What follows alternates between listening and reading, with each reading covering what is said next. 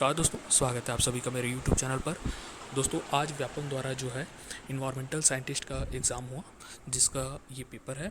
और इसमें total 150 question थे, जिसमें पहला पार्ट में था वो इंडियन और छत्तीसगढ़ जीएस का था, और जो सेकंड पोर्शन था वो था साइंस से रिलेटेड था। ठीक है, तो हम जो है जीएस पोर्शन को ही देखेंगे कि जीएस पोर्शन में क्या क्या पूछा गया, चाहे छत्तीसगढ़ हो चाहे वो इंडिया जीएस को।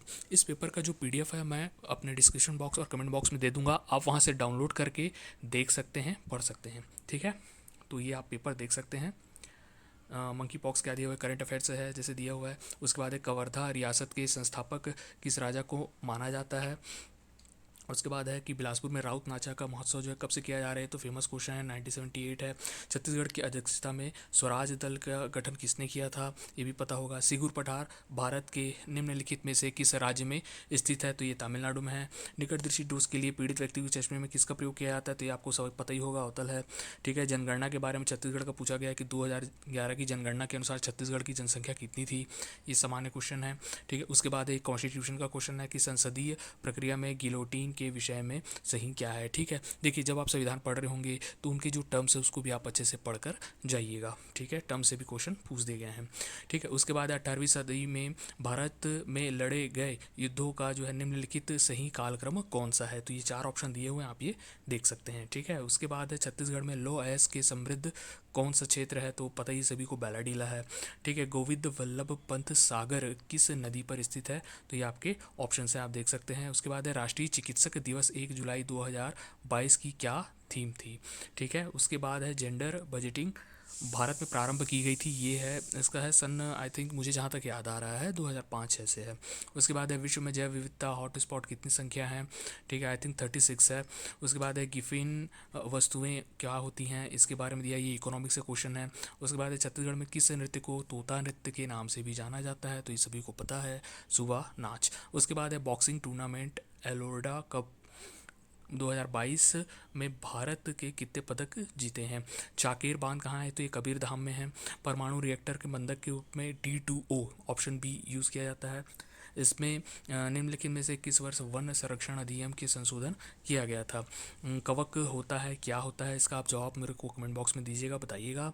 ठीक है, मंत्रिमंडल की बैठक में कौन भाग ले सकता है, प्रधानमंत्री, कैबिनेट मंत्री, राज्य मंत्री या उपमंत्री। ठीक है, ये आप देखिएगा, ये भी कॉन्स्टिट्यूशन से सवाल है। उसके बाद है जगदलपुर में गोंचा पर्व का आयोजन किस महीने में होता है। ठीक है, ये अभी अभी हुआ है।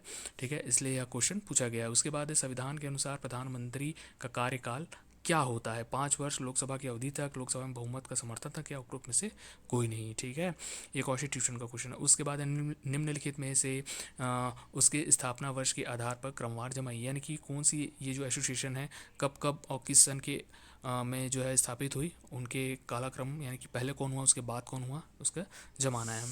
ठीक है, इसके बाद है आपका है कि भारत में निम्नलिखित में से किस मंदिर को ब्लैक पगोड़ा के नाम से भी जाना जाता है, तो ये सभी को पता है कि सूर्य मंदिर कोणार्क में है, जो कि उड़ीसा राज्य में है। उसके बाद है निम्नलिखित में से किस वंश के राजाओं ने राजस्थान के ओसिया मंदिरों का निर्माण करवाया था, तो ये आप देख सकते हैं, इतिहास का क्वेश्चन है। उसके बाद है उर्ला औद्योगिक विकास केंद्र के बारे में कौन सा कथन असत्य है, यानी असत्य को आपको बताना है। ठीक है, उसके बाद है छत्तीसगढ़ में से छत्तीसगढ़ राज्य में कलचुरियों की प्रथम राजधानी कौन सी थी, तो ये आपको पता ही होगा कौन सी थी।